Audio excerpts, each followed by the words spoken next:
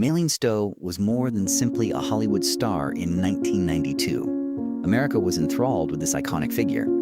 However, she made the enigmatic decision to withdraw from the limelight just when everyone was expecting her to become a movie legend. What lay beneath the glitz and glamour?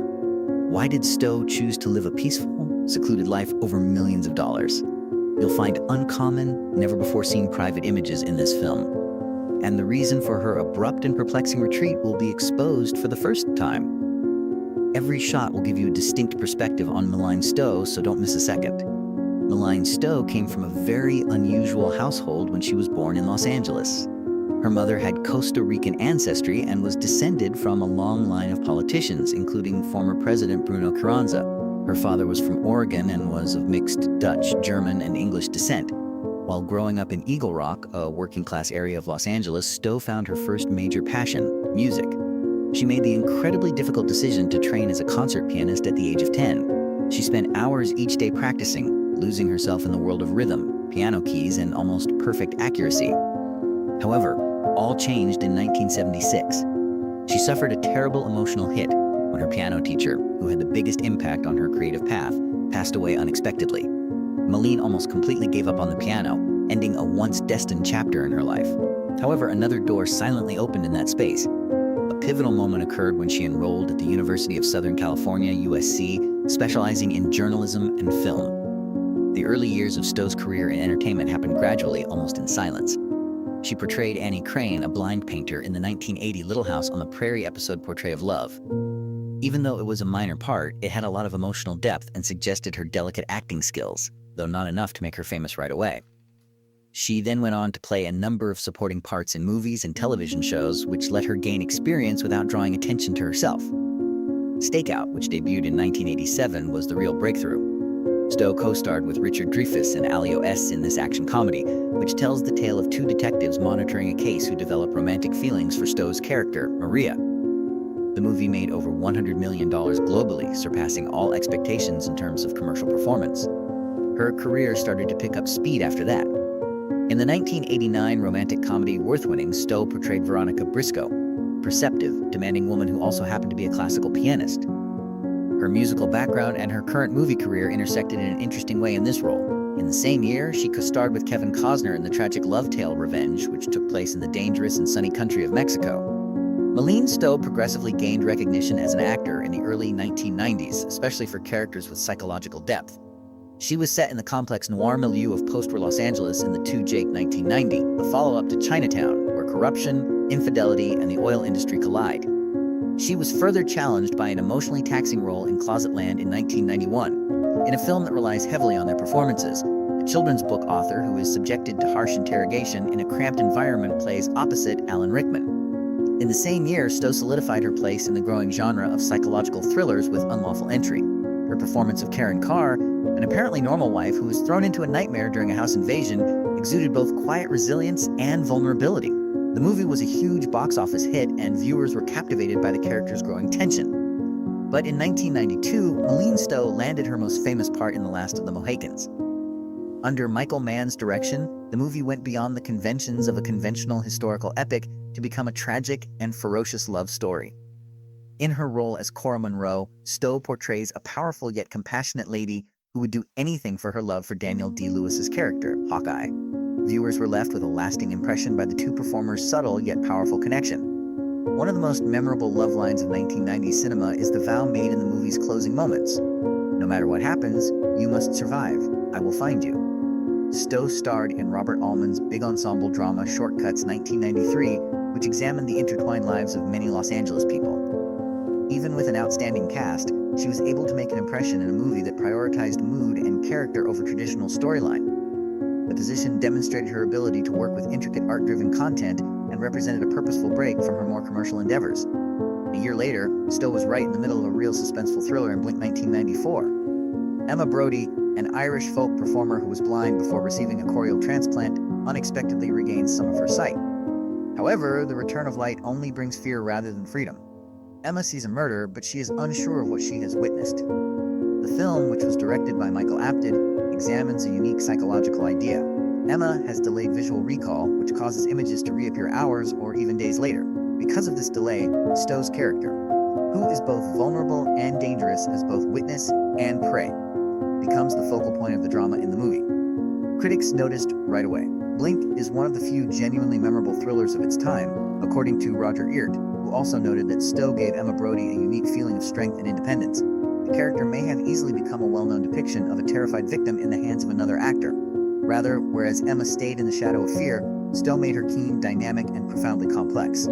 Stowe kept pushing herself later in 1994 with China Moon, a brooding, dark neon noir.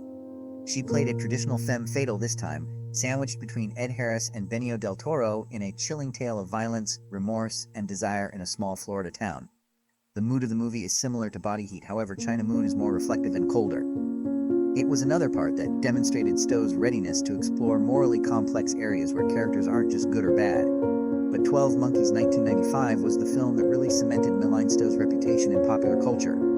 In addition to becoming a box office hit, Terry Gilliam's science fiction thriller generated discussion and criticism for years following its release. In her role as psychiatrist Catherine, Stowe traverses a convoluted emotional journey that starts with scientific skepticism and ends with empathy, terror, faith, and sacrifice. Standing next to Bruce Willis and the explosive, scene-stealing Brad Pitt, who was nominated for an Oscar for his performance. The emotional center of the movie was still anchored by Stowe. This is still regarded by many spectators as her best performance to date. By the middle of the 1990s, Stowe was more than just a consistent performer. She was now a legitimate movie star, praised by the press for both her beauty and skill. She was listed as one of the 100 hottest celebrities in movie history by Empire magazine in 1995. She would also be regarded as one of the world's most attractive ladies years later. Simultaneously, Stowe started to think more critically about her work, particularly about the representation of women on cinema and naked scenes. The fact that she was never made to do anything against her will was something she openly discussed. She made all of her choices voluntarily. However, that viewpoint changed with time. As a reminder of how quickly women in the industry may be replaced, what had previously been seen as merely a part of the job progressively became more personal and burdensome. This feeling of disappointment resulted from years of continuously playing the same kinds of roles rather than from a single event. Even while working with amazing individuals, Stowe admitted that playing the victim all the time ultimately gave little satisfaction. She came to the realization that she could not go in that direction. Instead, she yearned for nuanced, troubled characters that captured the turbulence and volatility of true human nature. According to Stowe, this was exactly what female characters typically lacked. Women were often reduced to one-dimensional representations, whereas male characters were permitted to be flawed, contradictory, and unpredictable. The prize, the sufferer, or the love interest. Her epiphany was not just a personal annoyance, rather, it was a blatant critique of a structural issue in Hollywood. After only a year of courtship, she wed actor Brian Benben in 1982. In 1981, they first crossed paths on the set of The Gangster Chronicles on NBC. Not a romance molded by media hype, but rather a connection made in the very typical performing workplace. In a society where relationships are so frequently weakened by the spotlight, it seems almost unbelievable that that marriage has survived for more than 40 years rather than ending due to the demands of celebrity. Stowe made more than just a symbolic decision to leave Hollywood. She adopted a whole different lifestyle with her spouse. Near Fredericksburg, Texas, they jointly own and run a working cattle ranch. This is neither a weekend getaway for a famous person looking for a gentler pace, nor is it a decorative ranch. It is a true agricultural enterprise that requires hard labor, discipline, and continuous presence. Anything that contrasts sharply with the beats of a movie set. May Theodora Benben, Stowe's daughter, was born in San Antonio, Texas in 1996. More than just a new role was added to her life when she became a mother. Hollywood has long associated her work with a set of values that were completely upended by it. The priorities changed. Presence, security, and the feeling of living authentically became more significant than the old concerns of celebrity, roles, and industrial standing. For this reason, Stowe took a risk that few high-profile celebrities would have dared to take. She virtually abandoned Hollywood. There was no harsh public statement, no press conference, and no candid memoir. In 1996, she discreetly left acting after 12 Monkeys to concentrate on her family and ranch life.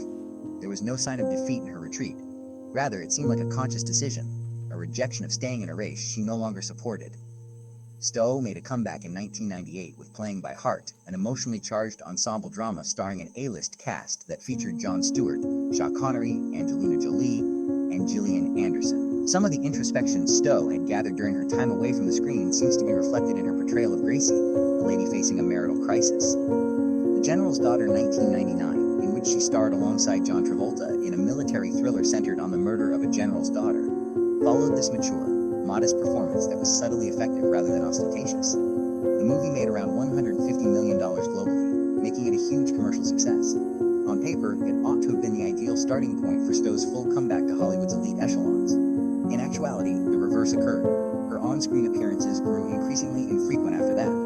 She played Julie Moore in the 2002 film We Were Soldiers, replacing Faith Hill.